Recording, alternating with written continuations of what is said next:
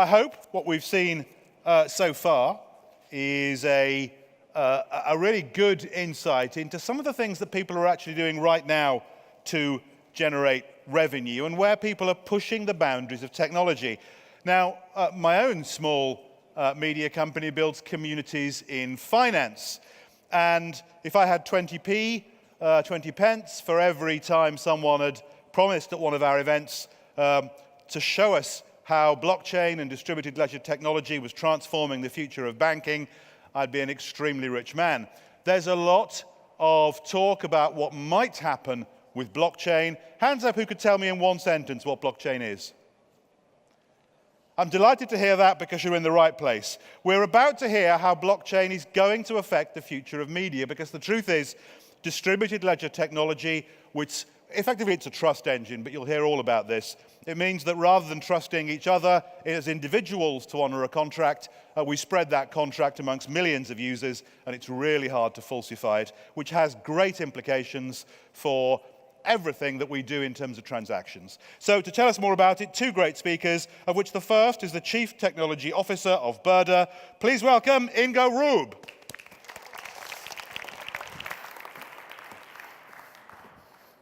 Hello.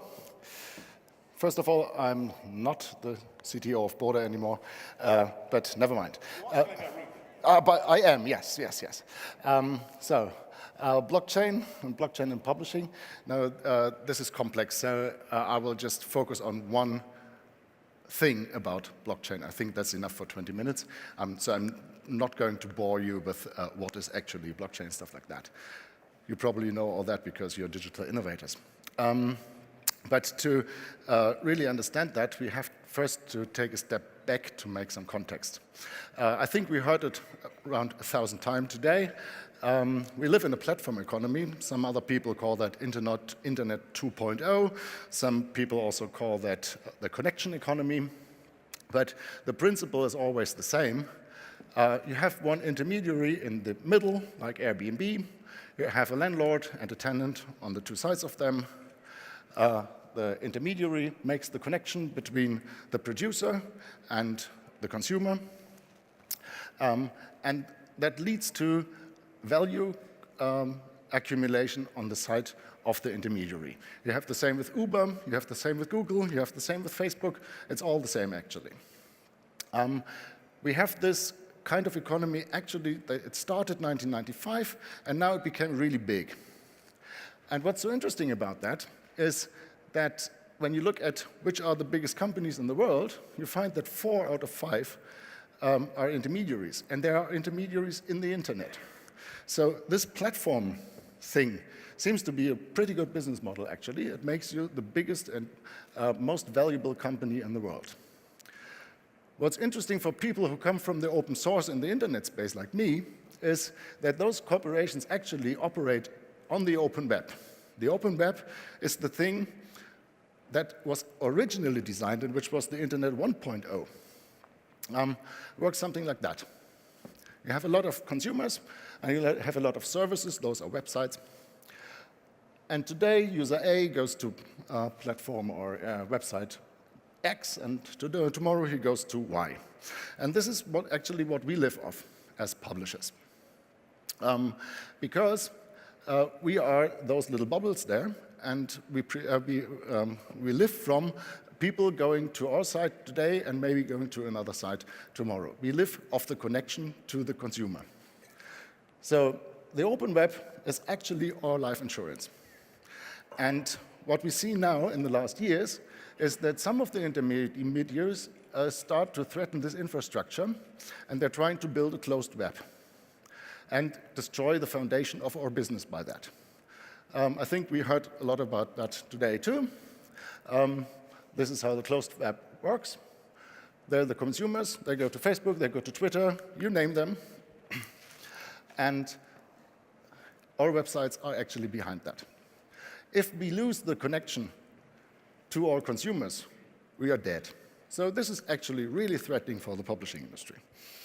Now, when we look at what the closed web does also, from a security point of view, when you have all those users, almost everybody on the world, And then you have 4 or 5 services, and those services know who your friends are, what your posting history is, what your search history is, what your shopping history is, and they also provide some infrastructure like software as a service. They host your files in Dropbox, they host your emails on Gmail, they host your passwords if you like, and then they come with Amazon Web Services and what you call it from Microsoft, I don't know, Azure, and they also host your servers. That's a perfect honeypot actually for hackers, because you only have to hack 1 or 2 services and you got all the data in the world. So, critical.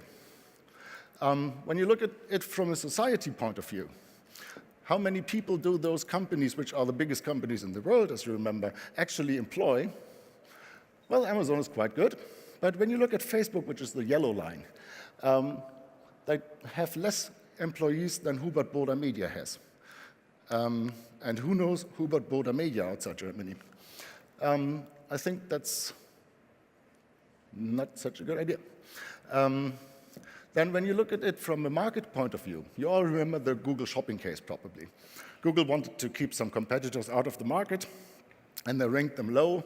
Then came brave Mrs. Vestager, sued them, and Google had to pay $2.7 billion, which is really huge money. So it was a big success for the EU, was a big success for Mrs. Vestager, but actually it was a big success for Google too, because the competitors disappeared. So Google actually reached the goal.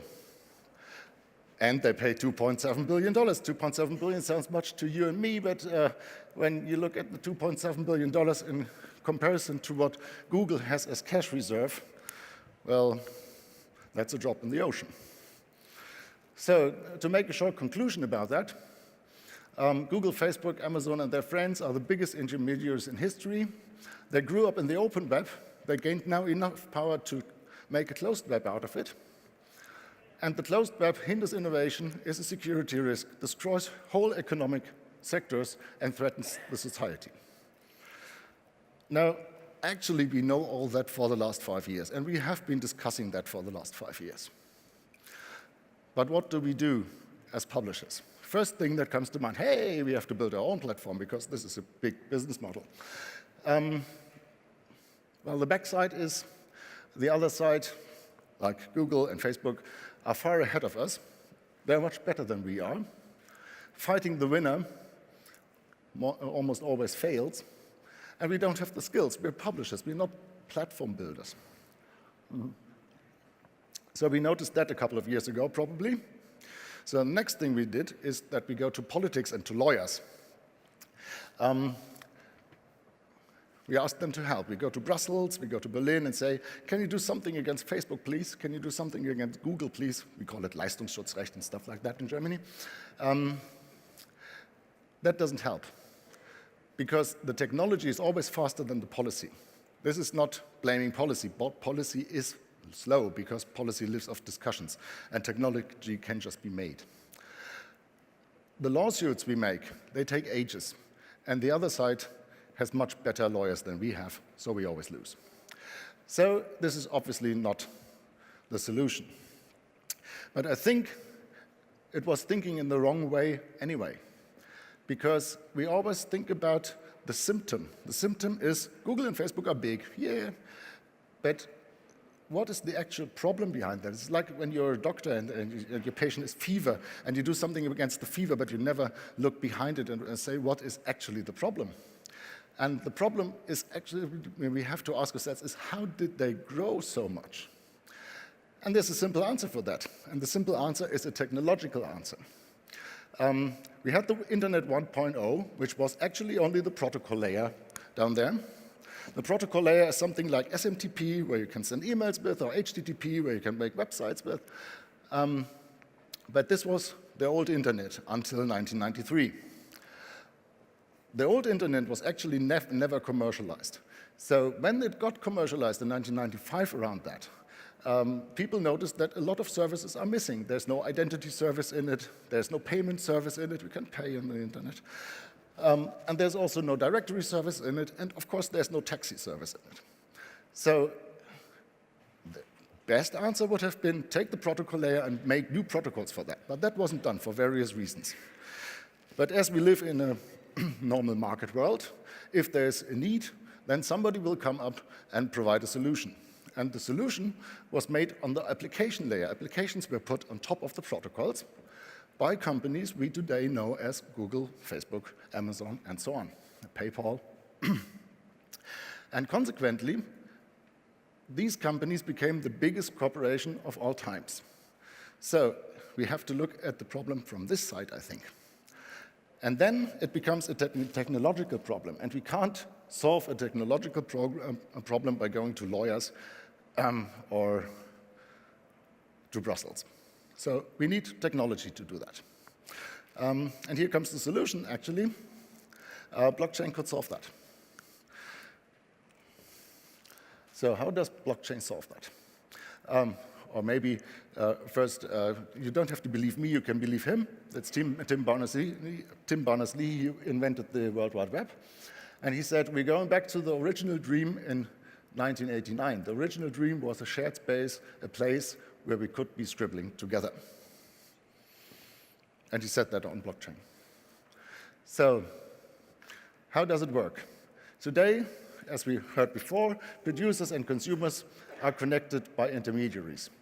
Tomorrow, there is blockchain-based protocols which are owned by no one or by everyone, as you like it. And they connect producers and consumers. And they do it in a decentralized and secure way. You can see that today already. You all heard about Bitcoin.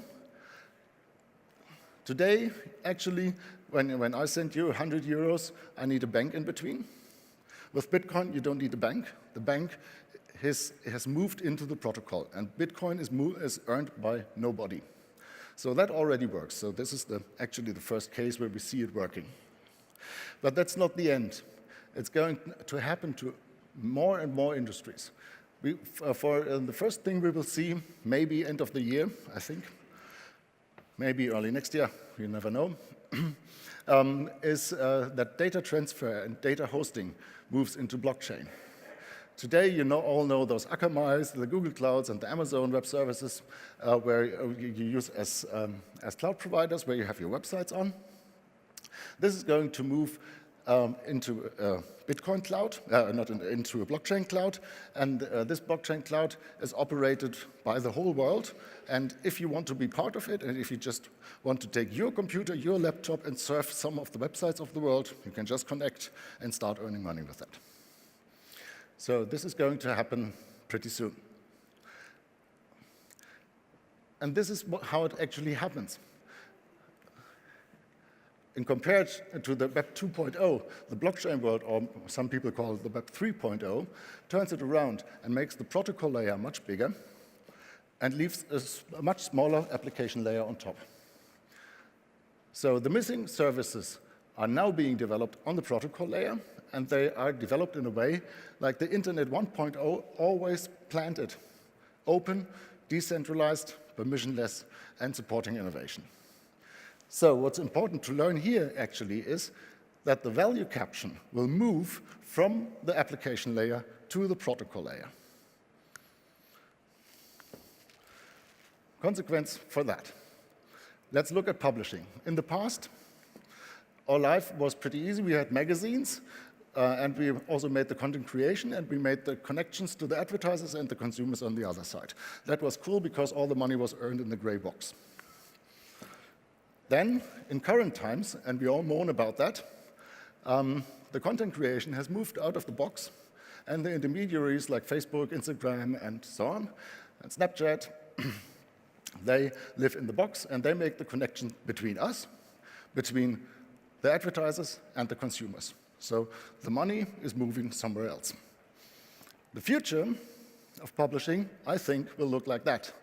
There will be a blockchain-based protocol, or maybe many protocols, and the advertisers, the consumers, and the content creators will all live on that protocol. And then it's even again. So what do you have to do as a publisher today? Well, move into the blue circle, because that's where the value is created in the future. Blockchain-based protocols will replace the intermediaries. Not today. I'm not saying Facebook is dead tomorrow. That's not going to happen. But in 5 years, the internet will look completely different from today. Web 2.0 will have ended, and Web 3.0 will come. And we will not call it blockchain. It will just be blockchain-based, and nobody will talk about that. So if you want to participate in the future development of the next generation internet, you have to invest in protocols, which is pretty far away from normal behavior of publishers. But I think it's the time to do that now, because it's on us to define the new rules for the media and technology sector, because when we don't do it, people will do it for us. And I'd like to close with a comment from Seth Godin, who's, in my opinion, always right. He said, the job is not to catch up with the status quo, the job is to invent the status quo. Thank you very much.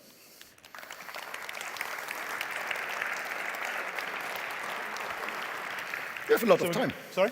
You have a lot of time. That's good.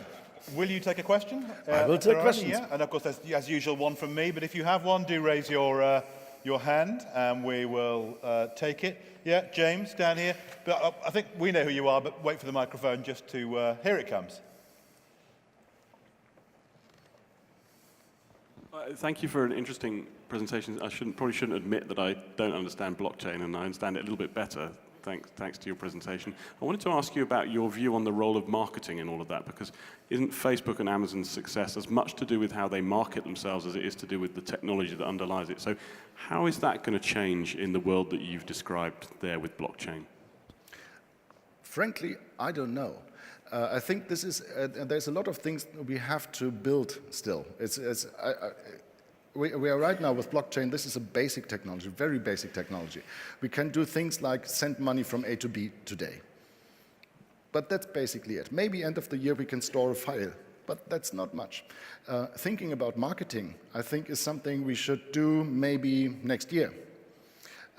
But it will change, because today there are intermediaries. If you are from the marketing industry, you probably know about all those intermediaries. We have hundreds of intermediaries there. So it's an interesting field, and things will happen there. And there are a lot of startups right now starting to work in that field. But I cannot predict who will win. So, not my job. OK, do we have any more questions? Yeah, one here, yeah.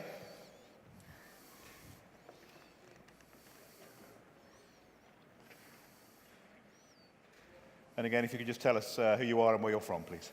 Okay, Johnny Bliss, Radio FM4 Austria. First off, I'm very sorry if I'm quite inarticulate right now. I'm on about 2 hours of sleep, which doesn't help when talking about blockchain. I've seen a fair number of talks and I've read some books and stuff, but everything seems to always be, well, in the future, this is going to be great and it's going to be like this and this is going to happen. Mm-hmm. As a publisher today, or as a person who is interested in this, at what point does this become something we're not just talking about theoretically in the future, like flying cars and other things, and become something that it makes sense to start trying to incorporate into our platforms? I think trying to incorporate is today. Don't wait any longer, because it's everything's happening right now, and it's happening at quite a pace, I think. I think in 2 years, I think the next year, 2019, will actually be the year of disappointment, because everybody's in a hype mode now, and they will notice, oh, nothing actually is working next year. But after this depression comes the time where it will really work. And I think 2020 is the year where blockchain will really start lifting off. But if you start then being interested in it and start learning about that and start hiring people to do your blockchain projects, then it's too late, because other people will already have done that. And could you give me a sort of meat and potatoes example of something that I could do with blockchain today? I'm sorry, it's a follow-up question. We're a bit tight for time, so I'm going to have to suggest that you get to that one in the break. In the meantime, can I ask you please to thank Ingo? Thank you. Thank you.